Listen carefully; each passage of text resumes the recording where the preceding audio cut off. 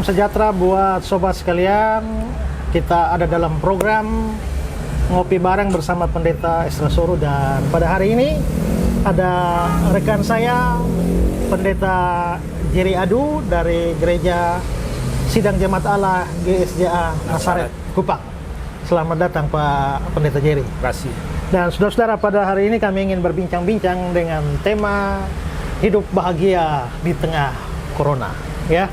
Dan Pak Pendeta Jerry, ini kita ya karena dampak dari Corona ini banyak hidup kita yang berubah.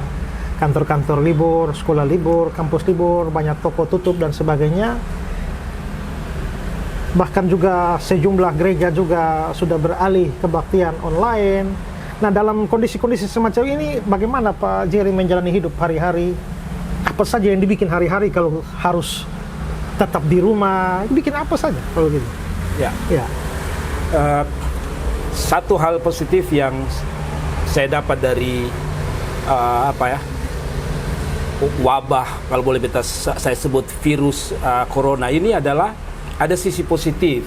Keseharian saya di rumah misalnya, hari-hari ini saya bisa full time bersama istri anak yang selama ini oleh kesibukan, tapi dengan adanya virus corona saya lebih lebih banyak berada bersama-sama mereka, dan itu luar biasa. Mereka menikmati hubungan kita selama ini yang jarang hari-hari ini bisa terus. Yang kedua, ada hal-hal positif di mana anak-anak yang biasanya pulang dari sekolah ke gereja langsung makan dan sebagainya, sekarang mereka lebih hidup bersih, mandi bisa lebih banyak. Mau makan, cuci tangan, mau kamar mandi, segala sesuatu dilakukan dengan cara bersih. Bukankah ini hal positif? Tapi dari sisi rohani sebagai seorang hamba Tuhan, saya justru punya waktu lebih banyak belajar, banyak membaca, lebih tenang, karena otomatis di samping kiri kanan kita kan juga tenang. Maksudnya mereka juga tidak terlalu banyak kegiatan sehingga tidak mengganggu saya gitu. Dari sisi juga mungkin ya gini ya Pak Pendeta ya. Kadang-kadang justru orang kerja, kadang-kadang berdekatan dengan anak itu juga jarang. Orang hanya serahkan pembantu, mereka kerja sudah pulang malam, suami istri pulang malam, orang tua pulang malam, anak sudah tidur. Jadi anak kadang-kadang lebih dekat dengan pembantu. Mungkin dengan ini bisa menjadi lebih dekat dengan orang tua. Setuju sekali. Juga ya menarik yang Pak Pendeta bilang ini soal pendeta bisa akhirnya lebih banyak belajar. Mungkin kadang-kadang kebanyakan pelayanan kita lupa belajar juga ya. Betul sekali. Padahal kita nih mengeluarkan ilmu pengetahuan. Kadang-kadang pendeta tidak belajar, ini jemaat bisa lebih pintar dari pendeta sekarang ini ya. Nah, maka mungkin positifnya Corona ini adalah bisa membuat kita ambil waktu lebih banyak berdoa, lebih banyak belajar. Bahkan mungkin gara-gara pelayanan banyak pun orang bisa lupa berdoa ya. Setuju. Pendeta pun bisa jarang berdoa karena pelayanan terlalu betul. Gitu ya. Tapi bagaimana itu dampak ini kan pasti ada dampak positif ya bagi kehidupan berjemaat. Ketika terlepas dari pro kontra, ada yang setuju ibadah online, ada yang tidak setuju ibadah online, tapi yang ibadah online ini kan pasti terjadi perubahan cara beribadah, ataupun yang mau tetap beribadah secara bersama-sama pun mungkin kondisinya sudah tidak lagi seperti biasa, di mana kita duduknya sudah jarak-jarak, tidak berjabatan tangan atau apa, dan ini pasti mempengaruhi kehidupan. Nah, bagaimana kira-kira tips apa yang Pak Pendeta bisa berikan supaya dalam kondisi semacam ini hubungan dengan Tuhan tidak terganggu, hubungan dengan sesama tidak terganggu? Jadi mungkin pertama-tama bagaimana kita dengan Tuhan? Biasa kan ibadah bersama, sepertinya sikonnya secara psikologis kan menyembah Tuhan bersama-sama. Tapi kalau sekarang kondisi begini, bagaimana kita bisa pertahankan relasi dengan Tuhan supaya tidak terganggu? Jadi kalau dari sisi kan pasti ada dua hubungan, relasi dengan Tuhan, relasi dengan sesama. Mungkin saya Pendeta Esra, saya lebih pada pengalaman kemarin misalnya dalam kebaktian kita buat kebaktian tanggal 22 itu, di situ ada pro kontra, ada yang mau berjabat tangan dan ada tidak. Dan saya tidak mengumumkan harus berjabat tangan atau tidak. Dalam kondisi itu saya akhirnya memutuskan untuk kalau ada yang mau berjabat tangan saya jabat tangan, kalau ada yang tidak berjabat tangan saya berjabat, dari sisi hubungan ya.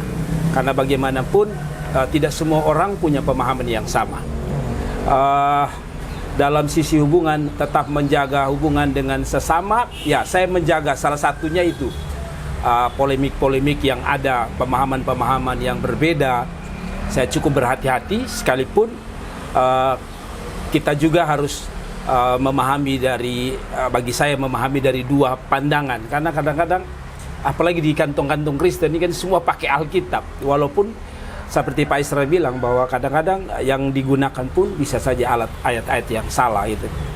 Tetapi mungkin yang paling penting dalam hubungan dengan Tuhan, saya pikir sekali lagi, ketakutan virus corona justru menurut saya adalah dalam tanda kutip cara Tuhan lebih membangkitkan rasa kedekatan dengan Tuhan. Karena kadang-kadang manusia ini kan kalau dia tidak ada persoalan, biasanya dia cuek, mau tidak gereja, mau tidak. Tapi dengan ketakutan ini, saya rasa mereka lebih dekat Tuhan. Seperti dalam tanda kutip dipaksa oleh Tuhan untuk punya hubungan lebih baik dengan Tuhan.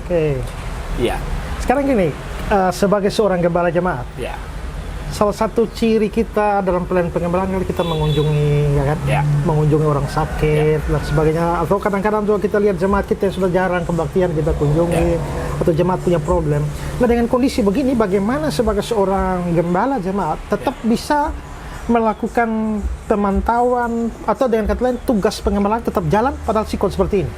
Kira-kira apa tips yang Pak Pendeta berikan dan bisa juga menjadi masukan juga bagi pendeta-pendeta lain supaya tetap bisa melakukan tugas pengembalaan dalam sikon seperti ini? Ya, saya langsung saja pada apa yang saya sedang lakukan. Mungkin secara pertemuan empat mata langsung hadir ke setiap jemaat, mungkin saya tidak buat. Tapi yang saya buat hari-hari ini, bersyukur kita hidup di zaman teknologi, ada IT yang membantu kita. Misalnya setiap pagi saya WA jemaat menanyakan keadaan mereka. Lalu yang kedua, memberikan kata-kata pengharapan di tengah ketakutan lewat WA. Dan juga ada kata-kata bijak atau ada Facebook saya yang saya bisa bagikan kepada mereka. Contoh tadi pagi saya bertanya, apakah semua dalam keadaan baik? Semua dalam keadaan sehat? Ya, pesan saya bahwa hari ini kita masih ada dalam perlindungan Tuhan, dalam penyertaan Tuhan. Jadi tidak selamanya kita harus hadir di tengah-tengah mereka. Kita bisa menggunakan hal-hal itu. Memang akhirnya ada yang berkata, kan ada yang tidak. Kan bisa kita telepon mereka dan mendoakan mereka dari jarak jauh. Seperti itu Pak Pendeta Esra. Oke, jadi berarti tugas pelayanan pengembalaan bahkan mungkin bisa hemat tenaga banyak ya, hemat waktu ya. Biaya juga ya. Kalau walaupun mungkin pertemuan langsung tetap ada maknanya tersendiri, tapi memang kita dalam situasi-situasi yang tidak memungkinkan, tetap pekerjaan Tuhan dan pekerjaan pengembalaan itu tetap bisa jalan. Nah, mungkin juga Pak Pendeta, ini kadang-kadang kita melihat juga bahwa ada saudara-saudara kita dari tenaga-tenaga medis yang mereka harus terus bekerja di dalam, dan itu memungkinkan mereka bisa terserang. Padahal mereka adalah petugas-petugas kemanusiaan yang harus menolong. Nah, ada beberapa orang yang menelpon saya bilang, Pak Pendeta, kira-kira dasar apa yang kita bisa kasih penguatan buat saudara-saudara kita, karena mereka bisa mati.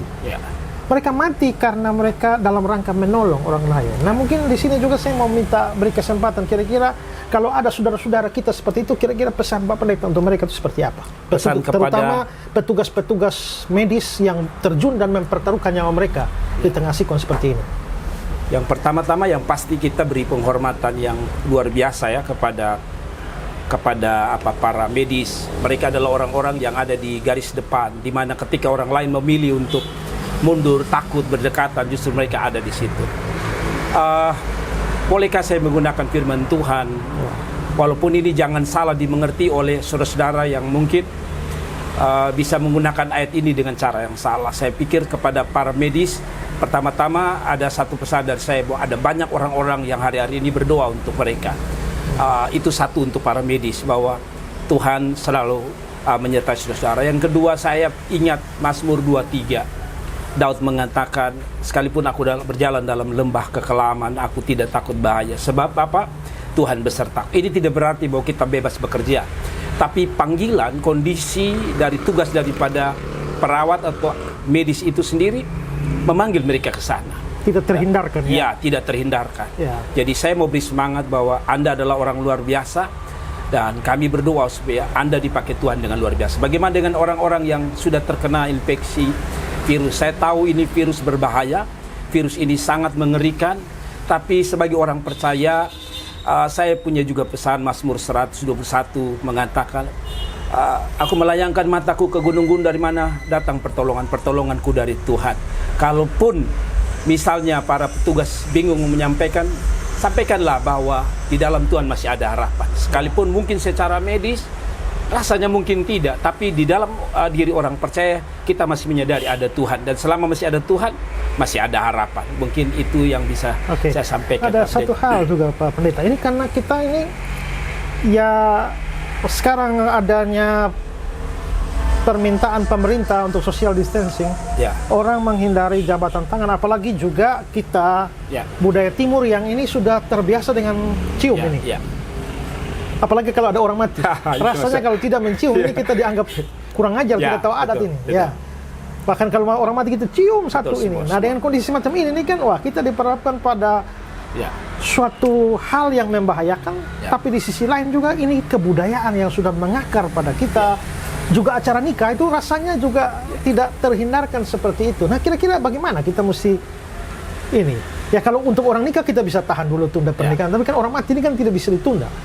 Nah, kalau terjadi begitu, apa kira-kira Jadi, Pak Pendeta nih? Sekali lagi kebetulan saya punya pengalaman baru 2 hari yang lalu, Pak Pendeta. Jadi waktu saya datang ke sebuah acara orang meninggal, orang mati, saya di jalan saya sempat berpikir, ini cium atau tidak, ini cium atau tidak, sebab kebetulan yang meninggal adalah orang Kupang yang notabene dianggap mencium itu sebuah penghormatan. Sisi lain kita sadar bahwa kita tidak tahu siapa dia. Jadi ini pengalaman. Jadi di jalan saya berdoa, Tuhan tolong saya harus mencium atau tidak. Tapi puji Tuhan, ketika sampai di sana, ternyata puji Tuhan, orang mungkin sudah mulai memahami, sehingga mereka hanya menyodorkan tangan, dan akhirnya saya mengikuti. Tapi masalahnya ada satu masalah, Pak Pendeta. Ketika saya sudah berusaha menghindar untuk tidak berjabat tangan, kan kita tidak bisa menghindar. Yang penting kita sudah berusaha. Dan akhirnya ada satu keluarga mereka, kebetulan mereka dari Jakarta, saya kenal baik. Masalahnya dia datang dan dia langsung, orang Jakarta bilang nyosor, langsung mencium. Bagi saya no problem, karena ada hal yang bisa kita hindari, ada juga tidak. Tapi memang kalau dari sisi medis memang lebih baik kita menghindar gitu. Saya juga kemarin alami hal yang sama. Ketika lagi berbelanja, saya sudah tahu bahwa ini tidak boleh salaman. Tiba-tiba datang orang pegang tangan langsung cium. Habis pegang tangan cium baru saya sadar. Setelah itu ya sudah kita berusaha lagi untuk ini. Memang ini sudah budaya kita. Ya memang sangat sukar untuk membalik seperti semudah membalik telapak tangan. Tapi ya kita tetap berusaha semaksimal mungkin. Mungkin satu hal terakhir bahwa karena ini ada, apalagi orang kalau terkena ini saja, kita sehat dengan sehat saja kita masih tetap menjaga 1 meter, tidak berjabatan tangan dan sebagainya. Apalagi kalau orang sudah positif corona, orang pasti akan menghindar. Nah, ini dari sisi penderitanya itu bahkan dia bisa merasa bahwa saya ini seperti orang tak berguna, seperti aib bagi sampah bagi orang lain, karena semua orang harus menghindar, keluarga sendiri. Tapi juga di sisi lain ada orang-orang yang sehat dan melihat orang yang positif corona sebagai, wih, ini kuman penyakit, ini momok, ini aib yang harus dihindari. Nah, kira-kira bagaimana Pak Pendeta memberi pencerahan kepada kita supaya jangan memandang penderita corona sebagai aib, tapi sekaligus bagi yang sedang menderita supaya jangan rendah diri dan merasa bahwa dia sedang kena aib. Saya punya prinsip, Pak Pendeta, dalam hidup saya, yaitu 2. Saya sering ketika mendoakan jemaat, jujur ya, kadang-kadang pendeta manusia, ketika kita datang berdoa, apalagi kalau dia sakit berulang-ulang, rasanya seperti dalam tanda tidak ada kerja lain, kita harus mendoakan. Tapi saya punya prinsip begini, Pak Pendeta. Saya punya prinsip adalah lebih baik saya menjadi pendoa, artinya berdoa untuk orang lain daripada saya yang didoakan. Lebih baik saya mendoakan orang sakit daripada saya mengalami sakit. Mungkin itu satu motivasi untuk kita. Yang kedua, kalau menjelaskan kepada jemaat untuk setiap orang yang kena, saya selalu berpikir begini, bila Anda yang mengena atau kena dengan masalah sakit ini, apa yang Anda harus lakukan? Saya pikir pasti Anda juga berharap untuk orang lain menerima apa adanya. Yang kedua, mereka tidak pernah meminta untuk sakit. Mereka meminta, tidak pernah berdoa untuk mereka sakit. Kalaupun mereka hari ini sakit, mereka justru butuh kita, orang-orang yang selalu berkata, ayo bangkit, karena Tuhan masih ada bersama-sama kita. Ya, baik Pak Pendeta. Ya. Untuk terakhirnya, mungkin Pak Pendeta mau menyampaikan pesan untuk orang-orang Kristen di seluruh Indonesia atau terlebih khusus di Kupang. Mungkin ada satu pesan khusus sebagai closing dari pertemuan kita ini. Saya tahu hari-hari ini ada polemik, ada perbedaan pendapat, ada yang berdiri di iman dan ada yang berdiri di hikmat. Saya sendiri juga bingung menempatkan diri, tapi ada pesan saya, Pak Pendeta Esra, bahwa begini, kadang-kadang yang iman seolah-olah mengatakan dia paling benar, hikmat juga mengatakan paling benar. Saya justru mengajak, tadi pagi ketika saya bangun pagi, saya bangun dan saya dapat hikmat. Pesan saya begini saja, sederhana. Mungkin kita orang beriman, mungkin kita orang berhikmat, tapi tidak semua orang beriman dan berhikmat. Kalaupun kita beriman dan berhikmat, masih ada orang yang di luar dua kelompok ini, yaitu orang-orang yang tidak percaya. Kalau kita klaim bahwa hanya orang percaya yang bisa bebas, ada orang beriman, maka ada orang-orang yang tidak percaya. Kalau misalnya mereka kena, Pak Pendeta, berarti ada dampak yang besar. Dampak besar akan berpengaruh pada lockdown. Lockdown akan berpengaruh pada ekonomi. Itu berarti menghancurkan kita semua. Pesan saya terakhir adalah, mari kita ikut apa yang pemerintah sedang instruksikan. Yang kedua, tetap jaga kesehatan. Yang ketiga, sekalipun Anda di rumah, Anda tetap bangun hubungan dengan Tuhan. Dan terus menguatkan orang-orang yang sedang berada pada garis depan, yang sedang berjuang untuk corona demi pemulihan bangsa. Tuhan memberkati. Ya, baik, itulah percakapan kami dan semoga percakapan ini jadi berkat bagi semua dan juga terutama bagi orang Kristen. Pesan-pesan ini boleh membangkitkan semangat saudara untuk tetap jaga hubungan dengan Tuhan dan jaga hubungan dengan sesama. Akhirnya saya, Pendeta Esra Soru dan Pendeta Jerry Adu, pamit dari hadapan saudara. Tuhan Yesus memberkati.